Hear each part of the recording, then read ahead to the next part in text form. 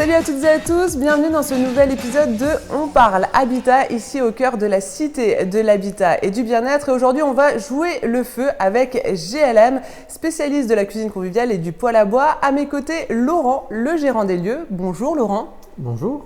Alors déjà, première question, c'est quoi la marque de fabrique de GLM ? Alors en fait, c'est deux univers, la cuisson d'été et le chauffage pour l'hiver. Donc le chauffage, c'est poêle à bois, poêle à granulés principalement. Et dans la cuisson d'été, c'est tout ce qui tourne autour du barbecue, de la plancha, des fours à pizza, des braseros, des barbecues gaz, des fumoirs, tout ce qui touche la cuisson d'été. Et si on va sur la partie justement cuisson d'été, cuisine d'été, c'est plutôt de la cuisine conviviale. Qu'est-ce qu'on entend par là ? Alors convivial, c'est tout simplement de partager des moments avec d'autres. Alors il y a des appareils qui permettent juste de cuisiner, un petit peu dans son coin comme on peut l'imaginer, et d'autres appareils, par exemple comme les braseros, qui permettent aux gens de se retrouver autour d'un appareil pour prendre un simple apéro, pour se réchauffer, pour profiter d'un moment convivial. Et c'est quelle formule la plus tendance, c'est laquelle votre best-seller ? Alors ces 2 dernières années, le brasero plaît beaucoup en fait. Il regroupe justement le côté feu de camp, autour duquel on aime bien se retrouver, et bien sûr la cuisson. Et dans la cuisson, on retrouve 2 modes, c'est-à-dire la cuisson sur la plaque, mais aussi la cuisson sur grille comme un simple barbecue. Et donc on n'est pas obligé d'utiliser toutes les fonctionnalités de l'appareil, mais chacun y trouve son compte avec le plaisir visuel du feu aussi. Merci beaucoup Laurent pour cette découverte. Je vous propose de continuer à faire connaissance à travers notre rubrique Pile ou Face.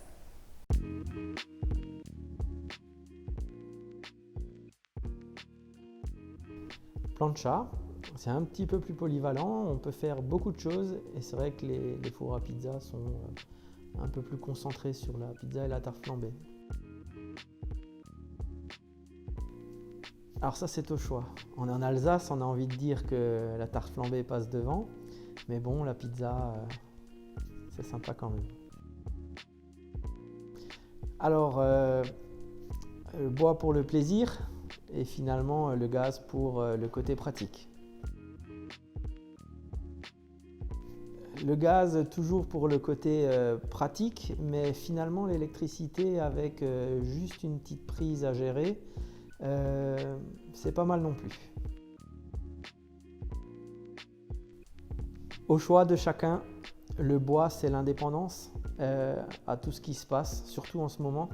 C'est une grande question que se pose beaucoup. Après, il ne faut peut-être pas enterrer le granulé, puisque même si aujourd'hui il est très cher, s'il venait à baisser un petit peu, il retrouvera tous ses avantages. Avec son autonomie, ses réglages et sa performance de chauffe.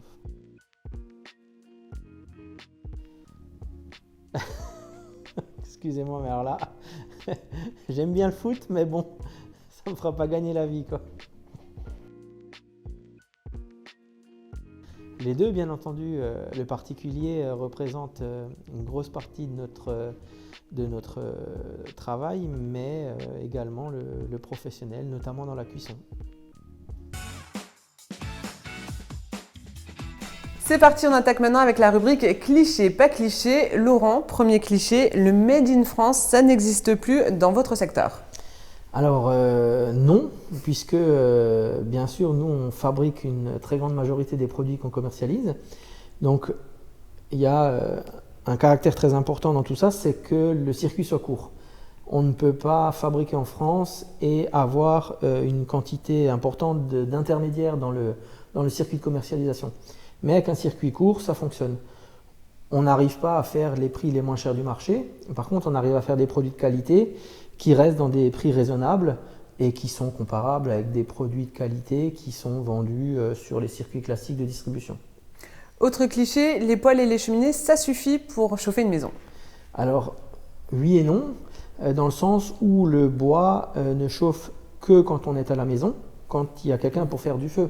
Donc, on peut faire du feu et chauffer une bonne partie de la maison, mais il subsiste toujours l'une ou l'autre pièce, peut-être peu accessibles par les courants d'air chaud et qui seront moins altérés par le chauffage au bois.